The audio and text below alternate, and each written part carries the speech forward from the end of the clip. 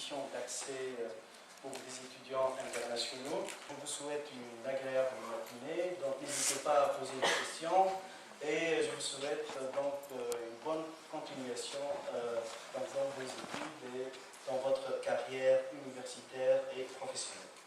Je vais vous présenter globalement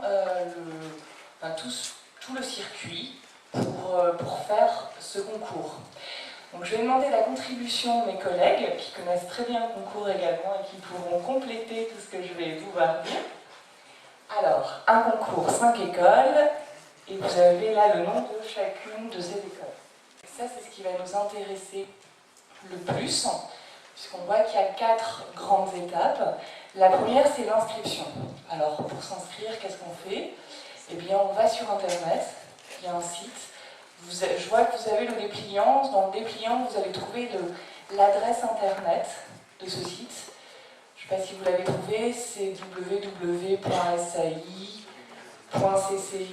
Et puis, bon, je vous laisse découvrir l'adresse.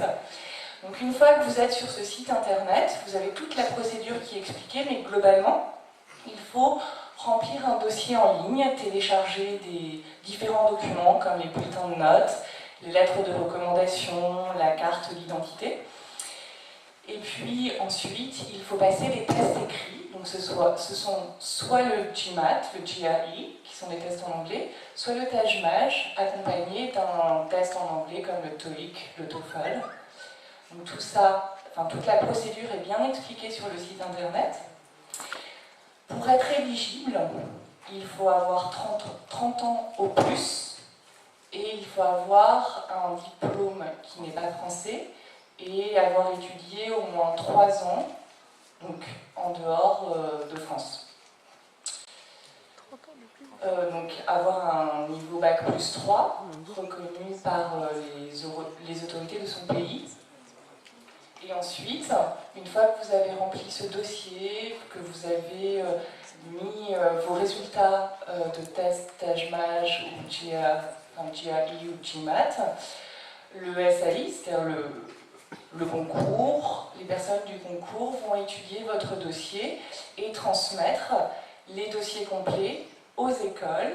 Et les écoles vont décider des admissions. Et à partir de là, quand vous allez recevoir l'information que les écoles vous ont admis dans leur processus d'entretien, vous allez pouvoir rencontrer dans un centre d'examen, en général en Tunisie c'est Tunis, des représentants de ces écoles, qui sont soit des anciens de ces écoles, soit des professeurs, soit des administratifs de ces écoles. Donc pour la procédure du concours, globalement, c'est ce qu'on peut dire. Je pense que maintenant, les écoles vont pouvoir vous donner plus de précisions. Vous allez pouvoir leur poser des questions également. Parce que c'est un concours et chaque école a aussi sa manière de le voir, ce concours. Une précision par rapport à ce qui a été dit, sur laquelle je n'ai pas grand-chose à ajouter. Le processus il est commun à toutes les écoles jusqu'à ce que les candidats aient passé l'entretien. Une fois que les candidats ont passé l'entretien, les écoles elles décident chacune en fonction de leurs critères qui est admis ou qui ne l'est pas, ou qui est admis sur les attentes dans chacune des écoles, et toutes avec des critères qui leur sont propres et qui correspondent au profil des étudiants qu'elles recherchent par rapport à leur projet pédagogique. Ce qui veut dire, et ce qui est parfois un peu surprenant pour les candidats, qu'on peut être pris dans toutes les écoles, qu'on peut être pris que dans une école, qu'on peut être pris que à HEC et pas dans les autres, qu'on peut être pris dans toutes les autres et pas à HECI. Enfin voilà, donc ça peut parfois être un peu déconcertant pour les candidats. Mais il faut savoir que la façon de calculer le classement et le nombre de points de chaque candidat sur ce concours est propre à chaque école au moment de l'admission, et du coup ça donne des résultats. On peut avoir 2 candidats avec le même score TAJMAJ par exemple, qui ne vont pas avoir les mêmes résultats d'admission parce que les critères d'admission des écoles ne sont pas les mêmes. Voilà. Parler du concours SAI d'une manière un peu plus concrète, vu que je suis passée par ce concours. Donc d'un point de vue de l'étudiant, comment ça se passe? Il faut s'inscrire sur le site du SAI, comme expliqué. Ensuite, il faut aussi s'inscrire sur le site du Taj Mahal, donc c'est en plus du site du SAI. Il ne faut pas juste croire qu'en s'inscrivant sur le site du SAI, c'est déjà acquis. Donc là, il faut préparer le Taj Mahal avant de l'avoir passé. Et sur le site du SAI, vous avez des éléments à fournir sur le site qui consistent en des lettres de recommandation de vos professeurs, des réponses à des questions que vous allez trouver sur le site, vos notes, votre CV, et puis ensuite le score du Taj Mahal qui sera directement communiqué au SAI. Et une fois tout ça intégré dans votre dossier, vous allez potentiellement être contacté pour l'oral. Donc ça, c'est la partie 3, c'est l'admissibilité. Et là, vous allez passer un entretien de personnalité de 30 minutes où vous allez avoir à parler de vous-même, de vos objectifs dans la vie, de ce que vous aimez faire ou de vos intérêts en général, en fait. Voilà. Une fois cette étape dépassée, vous allez recevoir les réponses des écoles. Et là, vous allez pouvoir décider de votre choix d'intégrer une école ou pas, de choisir quelle est l'école qui vous correspond le plus. Voilà. Concernant le Taj Mahal, comment le préparer, l'idéal c'est de vraiment travailler les annales. Donc c'est en fait, qu'est-ce que c'est que le Taj Mahal? C'est un test de logique, de calcul mental et de français. Les questions ne sont pas difficiles en soi, il faut juste pouvoir répondre au maximum de questions possibles en très peu de temps. Donc c'est une question d'exercice et là où moi je vous conseille personnellement de travailler un maximum de tests précédents. Concernant les autres éléments du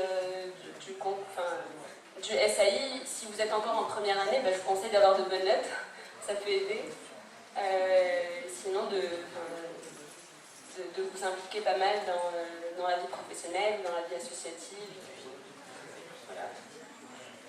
Et pour les bourses et les financements, où est-ce qu'on peut se renseigner un peu? Alors, le plus simple, c'est de se renseigner directement auprès des écoles, parce qu'on a tous des aides au financement qui sont différentes selon les écoles.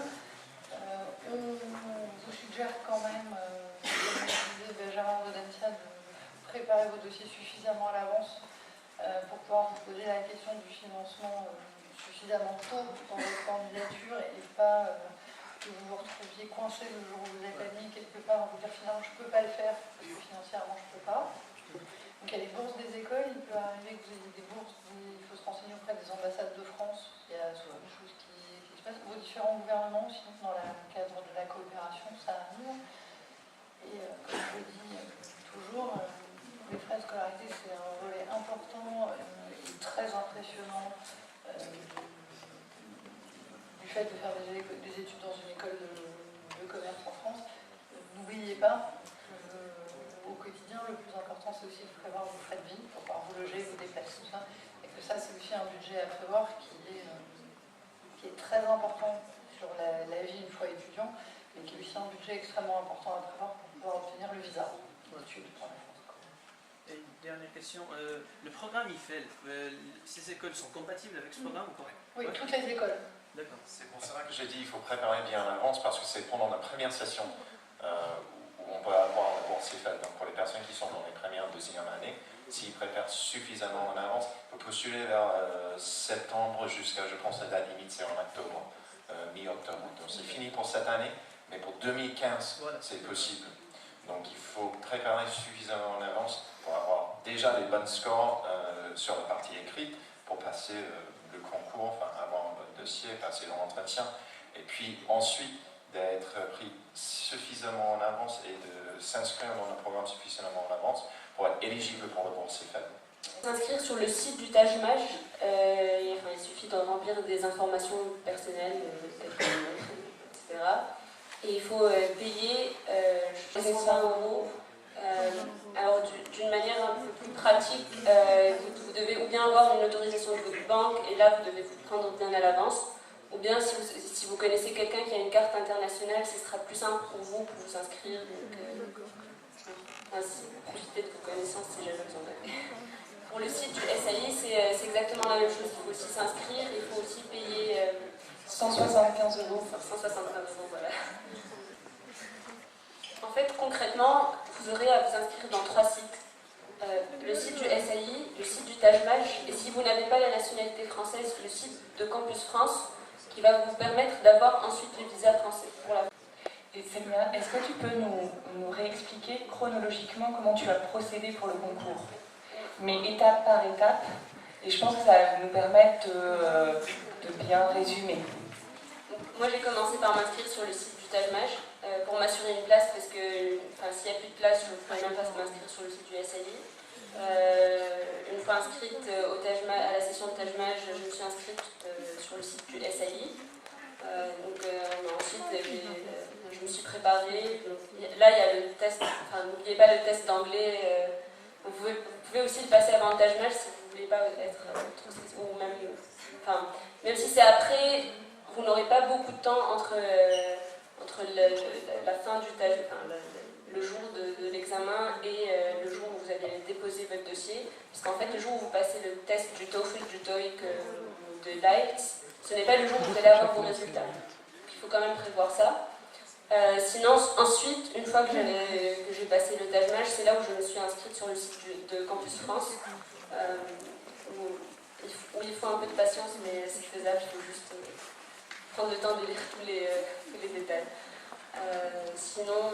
Voilà. Donc, sinon, je vous conseille aussi de vous prendre assez à l'avance pour les lettres de recommandation. De même prévoir, moi j'avais contacté 3 professeurs, même s'il m'était requis de mettre 2 lettres de recommandation, parce que parfois le professeur peut oublier, ou il a énormément d'étudiants et donc il ne va pas vous donner la lettre de recommandation à temps, il peut y avoir énormément de contraintes, on va dire. Et sinon, par rapport au dossier en soi, j'ai rempli les informations assez rapidement sur le site du SAI. Les réponses aux questions et le CV. Je pense que c'est tout. Moi, ce que je dis, c'est que l'entretien, ils vont vraiment essayer de vous déstabiliser. C'est à vous de rester calme et de répondre à un maximum de questions. Alors, l'entretien, il n'est pas fait pour déstabiliser. L'entretien, il est fait pour détecter, essayer de vous faire sortir du discours que vous avez fait tout préparé. C'est ça qui est souvent déstabilisant pour le candidat. Vous avez préparé l'entretien, vous avez éventuellement répété, vous vous êtes dit il faut que je parle de ça, de ça, de ça, de ça. Et l'objectif du jury pour apprendre à vous connaître et savoir comment vous réagissez, ça va être d'essayer de vous faire sortir du discours tout près. Donc c'est pas fait pour vous déstabiliser en tant que tel, puisque le jury n'est pas là pour être méchant ou pour vous démoraliser ou des choses comme ça, il est là pour essayer de connaître qui vous êtes. Et qui vous êtes vraiment derrière ce que vous allez avoir préparé à l'occasion de l'entretien. Donc vous pouvez avoir des questions de culture générale, vous pouvez avoir des questions... En général, un entretien, c'est toujours structuré de la même façon, quel que soit le pays du monde. Le jury va se présenter et va vous demander de vous présenter.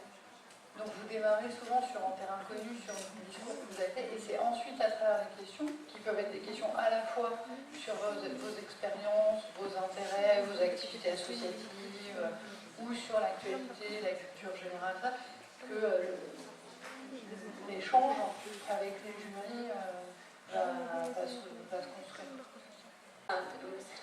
Moi, je pense qu'il n'y a pas de règle. Le plus important, c'est d'avoir un bon dossier. Vous allez me dire qu'est-ce qu'un bon dossier, mais ça dépend aussi de comment l'établissement note les étudiants, ça dépend de votre classement. Il y a beaucoup d'éléments dans votre dossier qui font que vous allez être accepté ou pas dans une école ou dans une autre. Donc, il n'y a pas de règle. C'est quand même très sélectif, il faut le préciser. Oui. C'est quand même très sélectif. Ce sont des grandes écoles, il faut préciser que c'est sélectif et que si les résultats ont été très moyens, c'est pas la peine de se lancer là-dedans. C'est quand même très sélectif. Oui, ça ne veut pas dire que ce n'est pas la peine de se lancer dedans, puisque les résultats académiques du parcours antérieur, c'est qu'une petite partie du processus de sélection. Pour votre attention et vos questions.